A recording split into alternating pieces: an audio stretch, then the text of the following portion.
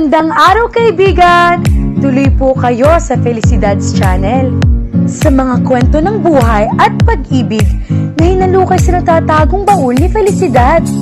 Pero bago po tayo magpatuloy, huwag niyo pong kalilimutan na i-like ang video, i-subscribe ang channel, at i-click ang notification bell para lagi kayong updated sa mga parating pa na upload.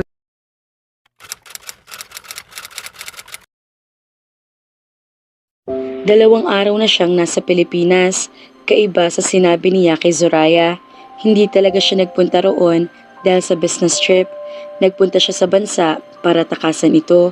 Isama rin na matagal na niyang hindi nakikita ang mga kaibigan at gusto makibalita sa mga ito.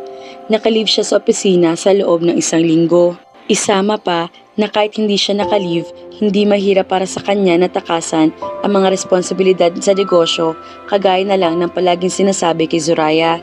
Hindi rin ganoon kaimportante ang mga business trip niya nitong nakaraan bago ang kasal nila ni Zoraya. Giniit lang niya iyon dahil gusto niya magkaroon ng excuse para malayuan ang asawa. Natatakot kasi siya sa nagiging bugso ng damdamin kapag napapalapit dito.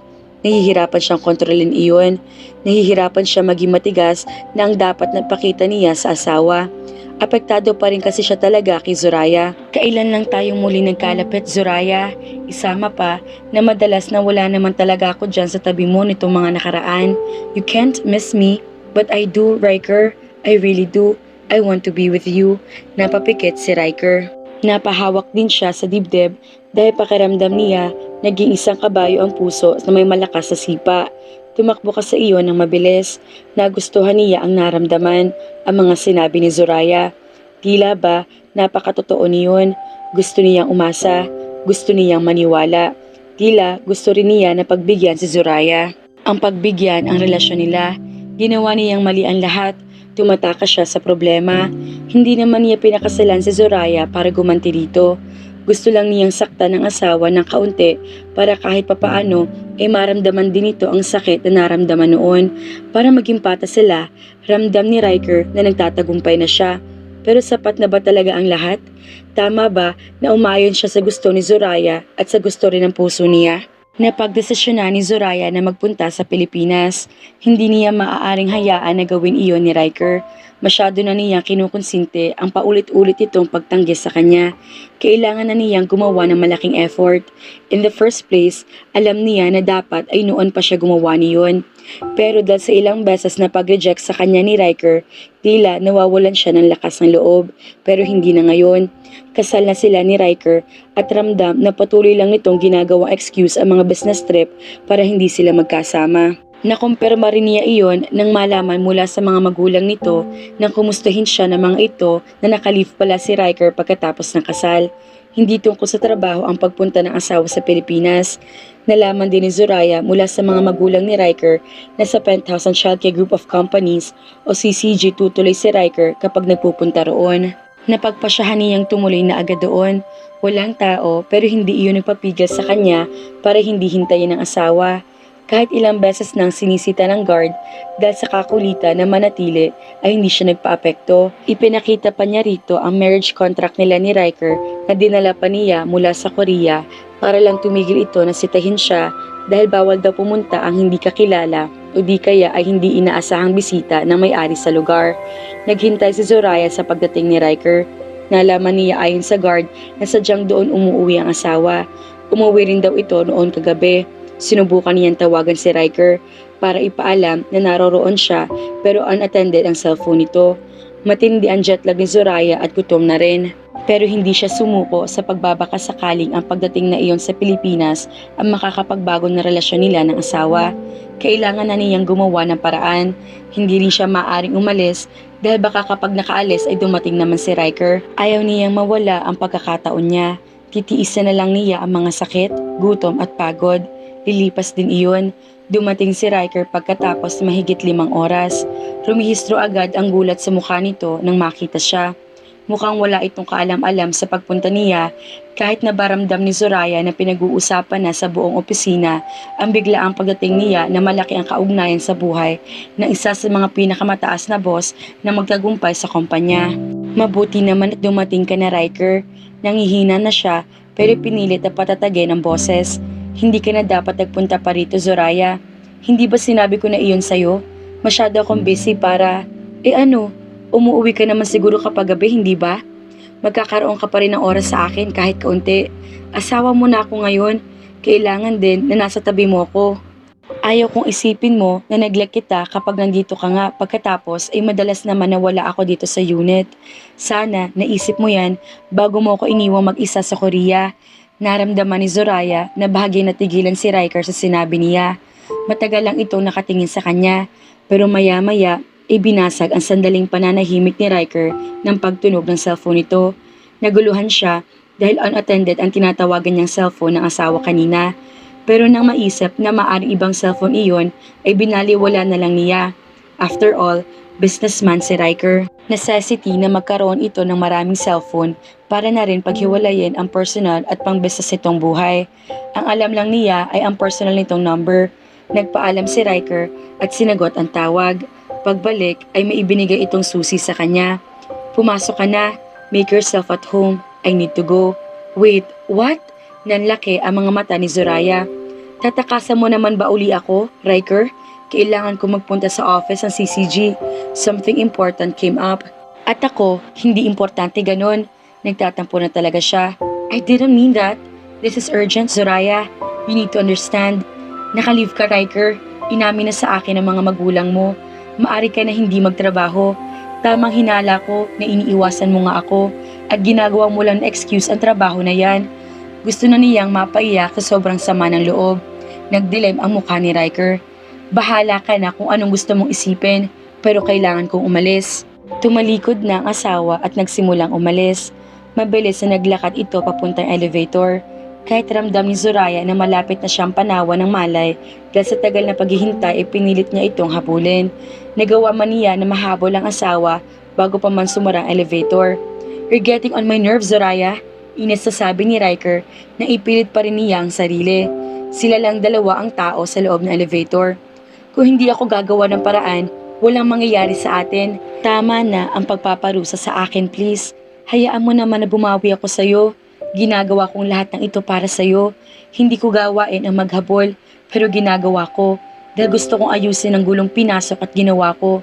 Pagkatapos masabi ni Zoraya ang mga salita, biglang dumiklap ang ilaw ng elevator. Noong una, ay naisip niya na dahil sa sama ng nararamdaman kaya nangyari iyon. Akala niya ay naghahalusinate lang siya. Pero nang maramdaman niyang bigla na rin tumigil ang elevator, ay hindi lang iyon hallucination. Shit! Wika ni Riker na magdilim ng tuluyan ang ilaw ng elevator. Tumigil din iyon sa paggalaw. Nawala ang mga numero sa screen. Dumilim sa loob at tila nawalan din ng hangin. Riker? Kinakabahan si Zoraya. Tinawid niya ang distansya sa pagitan nila at sinubukan na kumapit sa asawa. Naramdaman niya ang kamay nito na hinarap din siya. I'm here. Naramdaman niya ang comforting na tono ni Riker. Iniyakap nito ang isang kamay sa kanya. We'll be fine. Tumingala siya sa asawa kahit alam niya na hindi ito makikita sa dilim na kinaroroonan nila. Pero masaya siya nang mukha nag-alala agad sa kanya si Riker kahit na hindi pa niya nasasabi ang tunay na nararamdaman. Yumakap siya kay Riker. Alam niya na maaari siyang sabihan na nananamantala ng sitwasyon pero kailangan din niya iyon. Pakiramdam niya ay kaunti-kaunti na lang ay bibigay na siya sa sama ng pakiramdam. Inihilig niya ang ulo sa dibdib ng asawa. She felt a little comfortable in their possession. Ramdam kasi niya na kahit anuman na masamang nangyari sa kanya ay nandoon ito para sa kanya. Zoraya, are you okay? Tanong ni Riker nang maramdaman ang ginawa niya. Sa halip na sumagot, ay lalo siya nagsumiksik sa asawa. Maayos din ito. Let me check my phone and napapaltak ito na itaas ang cellphone. Kanina pa nga pala drained ang battery nito. Drained na rin itong isa na ginamit ko kani-kanina lang. Ikaw, nasa iyo ba ang cellphone mo? We need to call for help. Sandaling nagdalawang isip pa si Zoraya. Kahit masama ang pakiramdam, kung matrap man sila sa elevator na ganoon ang sitwasyon, ay ayos lang kahit matagal pa sila. Nagugustuhan niya ang damdamin na ibinibigay sa kanya ni Riker ngayon. Gusto niya na magkalapit sila. Maaaring noon ay hindi man niya na ipapakita, nasasabi o naaamin man lang sa sarili. Pero gusto rin niya na nasa tabi niya si Riker. Lalo niyang napatunayan iyon noong magkalayo sila at ngayon na bumalik na ito sa piling niya. Hinanap-hanap niya si Riker at ang damdamin na ipinaparamdam nito sa kanya. Pero nanaig kay Zoraya ang praktikal na pag-iisip. Kinuha niya ang cellphone pero mukhang mas nakaiayon iyon sa kagustuhan ng puso niya. Drained din ang battery niyon. Damn it! Mahinang mura ni Riker. Bakit ngayon pa? Hinayaan lang ni Zoraya si Riker sa pagrereklamo nito. Positibo naman siya na makakaalis din sila agad doon. After all, eksklusibong elevator iyon patungo sa penthouse. Hindi hahayaan ng management na pumalya ng matagal ang madalas na ginagamit ng mga executive. You're trembling. Naramdaman niya ang kaba ni Riker nang maramdaman din nito ang nararamdaman niya dahil sa pagsusumiksik dito. I'm just tired. That's why. Naramdaman niya na nagtangis ang mga bagang ni Riker. Ilang oras ka na naghintay sa akin sa penthouse. Hindi na importante iyon. Answer me. May pagbabanta sa boses nito. More than 5 hours, I think. I came straight from the airport. What? Hindi mo dapat ginawa yun. Ano pa nangyari? Do you have jet lag? Kumain ka na ba? That's a silly thing to do. I want to be with you, Riker. Hindi na importante kung gutom, pagod o jet lag man ako. Wala ang lahat na paghihirap na iyon kapalit na ginawa ko sa'yo. Zora, humina ang boses ni Riker. Napangiti si Zoraya sa kabila ng sama ng pakiramdam. And all my effort has paid off just by hearing you call me by my nickname. Unti-unti nang nanlambot ang pakiramdam niya kaya hindi na narinig pa ang sinabi ni Riker. Pero kung ano man iyon, umaasa siya na maging maganda iyon. At kung ano rin ang mangyari sa kanya pagkatapos nito, umaasa din siya na sana inasa tabi pa rin niya si Riker na hindi na ito aalis uli o tatanggihan siya. Hindi na ito magtataas ng boses at magagalit sa kanya. Ayaw niya ng ganoon. Kinakain na siya ng masamang pakiramdam kapag naaalala kung gaano niya kalaki at katindig na saktan ito. Gusto niyang ibalik ang dati. Gusto niya makasama si Riker. Masaya siya kapag kasama ang asawa na napagtanto lang nang mawala na ito sa piling niya. Bata pa lang si Zoraya ay ramdam na niya na may problema siya sa pamilya. Mahigit ang mga magulang niya na hindi siya nagkaroon ng normal na kabataan dahil hindi gusto ng mga ito na makipaglaro siya sa ibang mga kapitbahay nila o kaya sa ibang lugar. Kung gusto niya makipaglaro, kailangan ang mga kapwa-bata pa ang pumunta sa bahay nila para makapaglaro sila. Dahil doon, lumaki siya ng mahiyain. Hindi siya marunong makipagkaibigan dahil madalas ay kinukulong lang siya ng mga magulang sa bahay. Natatakot kasi ang mga ito na may mangyaring masama sa kanila dahil sa katayuan ng pamilya nila. Mayaman sila at prone sa mga kidnapper ang mga kagaya niya. Mula bata hanggang magdalaga ay may nakatalagang bodyguard sa kanya. Hindi siya makalapit ng basta-basta sa ibang tao dahil na rin nire-report ng bodyguard sa mga magulang kung sino man ang nilalapitan niya. At hindi niya gusto ng ganoong klase. 17 years old si Zoraya nang malamang ipinagkasundo siya sa anak ng mga kaibigan ng mga magulang na si Riker. Kung may masasabi man siyang kaibigan, ang lalaki lang iyon. Kaya lang, kapag nakakasama niya ito, ay tila nahihiya at naiilang siya. Lalaki kasi ang binata at para bang nakakailang na magsama siya sa isang kagaya nito kahit na ba magkasundo ang pamilya nila. Kahit palagi rin siyang dinadalaw sa bahay at maayos si Riker ay hindi niya maiwasan na maramdaman iyon. Likas na siguro sa kanya ang pagiging mahiyain pero kahit ganoon, pinipilit niya na pakisamahan talaga ito.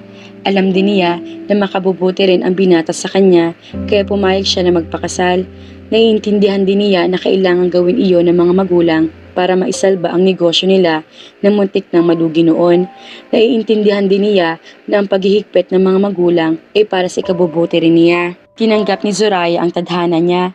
Kahit alam niyang tila may kulang sa nararamdaman kay Riker ay hindi na iniisip iyon hanggang sa makilala niya sa personal si Cyrus. She was starstruck by him. Lalo pa siyang nagulat nang malaman na may interes pala ito sa kanya. Hindi niya inaasahan iyon. Nang tinanong nito kung pwede raw ba siyang ligawan ay lalo lang siya nagulat at naguluhan din at the same time. Ipinagkasundo na siya kay Riker. Kaunting panahon na lang din ay ikakasal na sila. Dapat ay hindi na niya inaasikaso si Riker at kakaibang naramdaman nang malaman na may gusto ito sa kanya. Pero dahil gusto na rin na i-discover kung ano ang damdamin na iyon, pinagbigyan niya ang sarili. Niyaya siya noon ni Cyrus sa isa sa mga concert nito. VIP ang ibinigay na ticket sa kanya. Pumayag siya. Iyon ang unang beses na nakapanood siya ng concert ng rockstar. Kahit na ba dati pa naman crush niya ito, dahil na rin alam niya ang pagbabawalan ng mga magulang. Hindi gusto ng mga magulang niya ang rockstar. Ayon ng mga ito na nakikinig siya sa mga musika na tinutugtog ni Cyrus. Pero sa kabutihang palad, out of the country ang mga magulang ng mismong araw ng concert. Isama pa na mula na nagawa niya makapagtrabaho ay lumawag na ang mga ito sa kanya. Tinanggal ng bodyguard niya kaya wala na magsusumbong sa mga ginagawa. Hindi inaasahan ni Zoraya nang dalhin siya ni Cyrus sa mismong stage. Isinayaw rin siya nito na para bang nakapaka-espesyal niya. She felt very flattered. Kinantahan din siya ng lalaki. At sa unang pagkakataon sa buhay ni Zoraya, naramdaman niya na tila tumigil ang mundo. Lumakas din ang tibok ng puso niya. Lalo siya naguluhan sa pangyayari. Gusto niya si Riker. Ilang beses na naman niyang sinasabi iyon sa sarili. Pero hindi ba at kailanman ay hindi niya masabi na mahal niya ito? Kahit na ilang beses na nagsasabi ang binata sa kanya na mahal siya nito, ay hindi niya magawang ibalik din iyon. Napagtanto ni Zoraya na baka kaya ganoon ay hindi si Riker ang nakatakda sa kanya. Maaring itinakda ang pagpapakasal sa kanila pero hindi niya ito mahal. Kaya ba niya mabuhay ng ganoon? Masaya man at gusto ni Riker, hindi niya nararamdaman ang kakaiba at matinding nararamdaman kagaya ng kay Cyrus. Mahal niya si Cyrus, hindi lakas na ganoon ang tibok ng puso niya kung hindi matindi ang nararamdaman para sa lalaki. Gusto lang niya si Riker. Malaki ang pagkakaiba niyon. Iyon ang pinaniniwalaan niya noon. Naging mailap ang kalayaan sa buhay ni Zoraya. Pero sa unang pagkakataon ay binago niya ang nakatakda. Kahit alam niya na marami ang masasaktan, mas pinanaig niya ang pag-ibig. Ipinaglaban niya si Cyrus. Ngayong sinunda ni Zoraya si Riker sa Pilipinas, mapasuko na kaya niya ang lalaki or patuloy siya nitong titikisin. Hi mga ka-felicidad, effort na si Zora, pero parang wala pa din ang lahat kay Riker, kaya naman, abangan!